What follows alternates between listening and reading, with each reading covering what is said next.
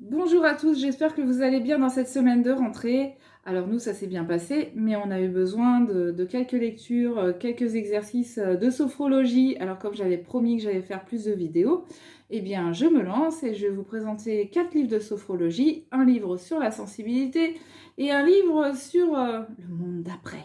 Voilà. Donc je commence avec des livres de sophrologie. Il y en a un que vous connaissez déjà très bien, c'est 121 astuces de sophrologie et autres petits bonheurs chez Le Souffle d'Or. Donc ce livre, je l'adore parce que c'est plein de petits exercices très faciles à mettre en place avec des consignes brèves. Voilà. Donc c'est très sympa, ça va à l'essentiel. Et il y a plein de choses sympas, il y a l'ancrage, la respiration, mais il y a des choses aussi très... il y a un exercice pour avoir de beaux cheveux, j'aime bien. Il y a des exercices sur la beauté. Je ne sais pas si vous vous souvenez, mais en fait, c'est classé selon les points cardinaux ou le moment des journées. Ou il y a sur les thématiques aussi, les équilibrants, les ressourçants. Voilà, il y a aussi des exercices qui sont classés selon le temps que vous avez devant vous, 3 minutes, 10 minutes, 5 minutes, voilà. Et en fait, Florence Binet a fait un autre livre de sophrologie qui s'appelle 10 minutes d'écologie intérieure au quotidien et autres petits bonheurs. Et ce livre est génial. En fait, ça vous explique déjà ce que c'est que l'écologie intérieure. En revenant sur l'étymologie d'écologie, en fait, l'écologie intérieure, c'est essayer d'être en harmonie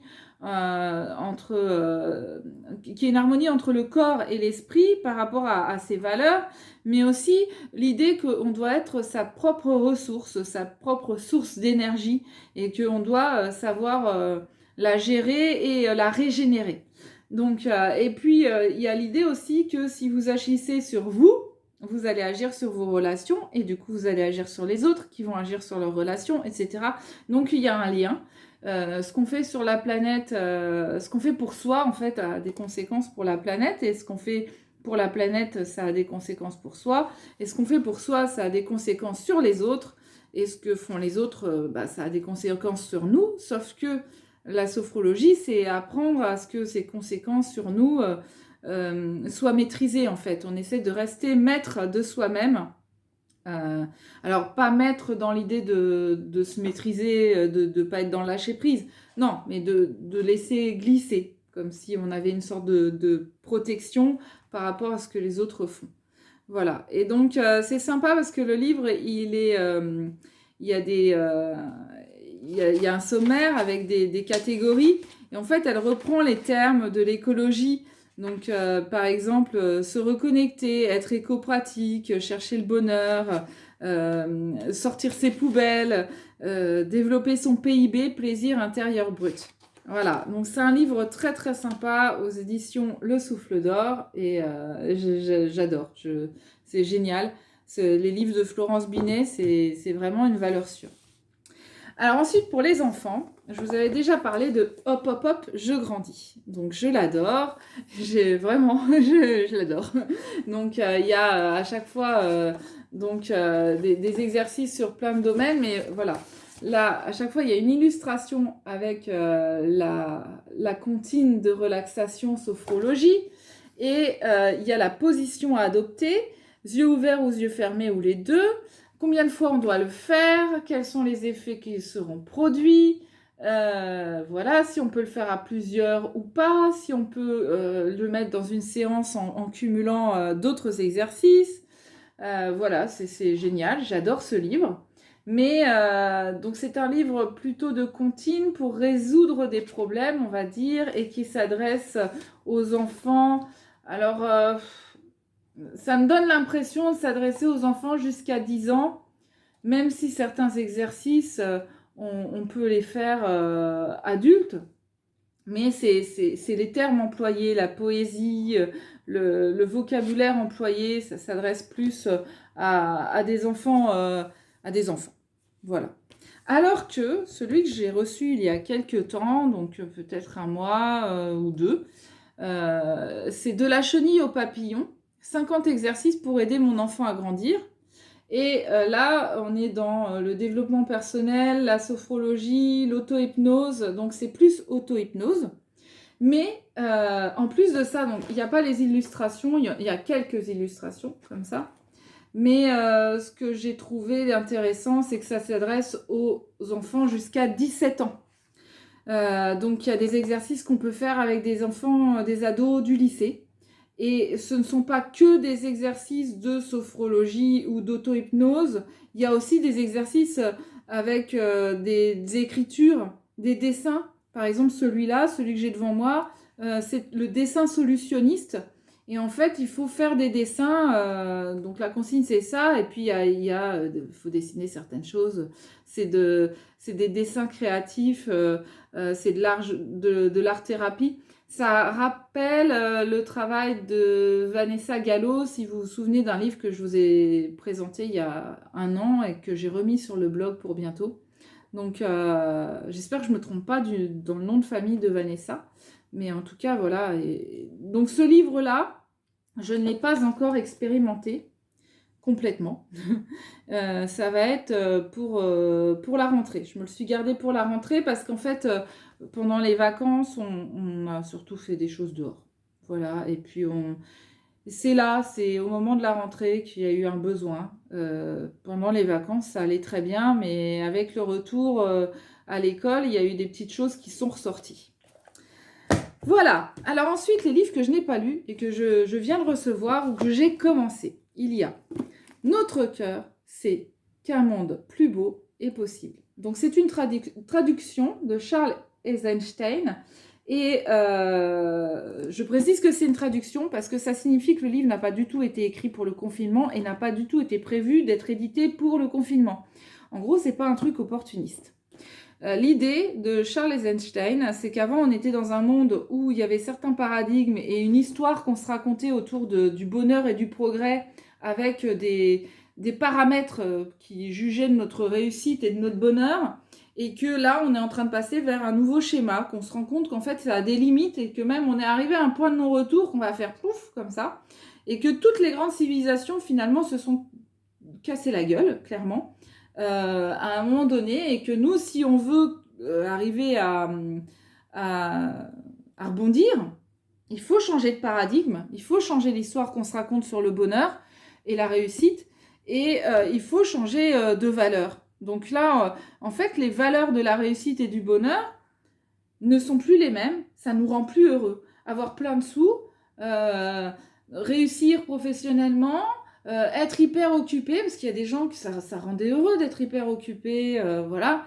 C'est plus ça le bonheur. Aujourd'hui, on veut du temps pour soi, on veut pouvoir passer du temps dans la nature, on n'est plus dans la recherche d'activité, d'effervescence, de rapidité, de vitesse, on n'est plus là-dedans.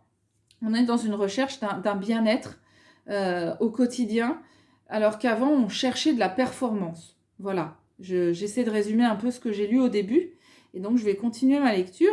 Donc il faut que nous avancions vers ce chemin, mais ça peut se faire très brutalement aussi, c'est possible. Voilà. Donc si vous connaissez un peu des gens comme Emmanuel Faber, ça ressemble à son type de pensée. Et enfin, les 10 qualités cachées de nos enfants les plus sensibles. Donc là, on aurait pu mettre une photo de mes filles. Voilà, et avec moi. Et donc, en fait, c'est la personne qui s'occupe de Jouvence, Camille, qui me l'a envoyé. Elle me dit « Oh, j'ai pensé que ça allait te plaire. » Ah bah oui, tu m'étonnes. Donc, voilà. Les enfants sensibles, les enfants les plus sensibles, les enfants hypersensibles, les enfants trop sensibles. Bah non, pas forcément trop sensibles. En fait, c'est une qualité d'être sensible et ça offre des capacités. Voilà, ça offre des compétences. Et moi, à chaque fois, quand je faisais des crises de tétanie ou de spasmophilie, on me disait « Oui, il faut que tu apprennes à te blinder, il faut être moins sensible que ça. Sensible, c'est fragile. » Non. Et alors, à chaque fois, je regardais la personne et je me disais « Non, mais en fait, j'ai pas du tout envie de renoncer à ma sensibilité qui me permet de, 1, être créatif, 2, faire des lectures analytiques de textes, analyser les œuvres et produire une interprétation très riche. écrire et puis ressentir, vivre. Parce qu'en fait, la sensibilité, c'est ça. Et quand les gens sont sous antidépresseurs ou des autres médicaments qui vont limiter leur sensibilité, ils se sentent plus vivants, en fait. Donc, non. Donc, ce livre-là, j'ai regardé le sommaire et c'est tout à fait ça. Donc, le monsieur explique qu'en fait, la sensibilité, c'est une intelligence, c'est de la créativité, c'est de l'empathie. Ça crée un décalage, donc ça crée une autre façon de voir le monde, donc une pensée différente, jusqu'au génie. Ça permet d'être plus coopératif parce que forcément on est empathique et ça donne de l'intuition, un sens à sa vie parce que forcément vous voyez le monde avec... vous intéressez plus aux valeurs en fait. Quand vous êtes sensible, vous comprenez tout de suite ce qui est important pour vous, vous apprenez à mieux vous connaître. Moi, on m'a toujours dit, tu as une très grande connaissance de ton corps et parce que c'est aussi une sensibilité physique, c'est aussi de l'hyperesthésie. Et on m'a toujours dit, en fait, tu te connais très bien intellectuellement, émotionnellement, voilà. Moi, je suis hypersensible, hyper émotive et je l'exprime. Donc, je vais exprimer. Donc, il y a des gens qui vont dire, ah, elle est exubérante. Non, en fait, c'est ma façon d'être. Voilà, c'est pas exubérant, c'est pas vouloir prendre plein de place. Non, je suis comme ça. Et puis, c'est tout. C'est ma façon de m'exprimer. Vous avez des gens qui sont hypersensibles et qui ne l'expriment pas, qui sont très introvertis, qui gardent pour eux. C'est pas forcément le mieux. C'est souvent ces gens-là qui souffrent le plus. Voilà, donc c'est important d'avoir un livre positif, un livre qui ne nous dit pas « Apprenez aux enfants à maîtriser leur sensibilité ». Non, ce qui est important, c'est de leur apprendre à en faire quelque chose de positif, avoir toutes les compétences que ça ouvre, la sensibilité. Pas à la juguler. Ça, c'est une façon de voir le monde qui est normalisante, en fait. Et on est tellement nombreux à se sentir sensibles, plus sensibles, que ça justifie ça. Ça justifie le fait de changer de paradigme. Puisqu'on est de plus en plus nombreux à trouver que le monde n'est pas comme on voudrait qu'il soit, la vision du bonheur que la société nous offre n'est pas celle à laquelle on adhère. Et c'est souvent en lien à la sensibilité. Voilà. Donc ça, très bien, Jouvence. Donc ça, c'est chez Jouvence. Ça, c'est chez Le Souffle d'Or. Donc celui-là, bientôt sur le blog. Et ça, c'est chez Duno. Donc je les remercie. C'est super, franchement, c'est super bouquin.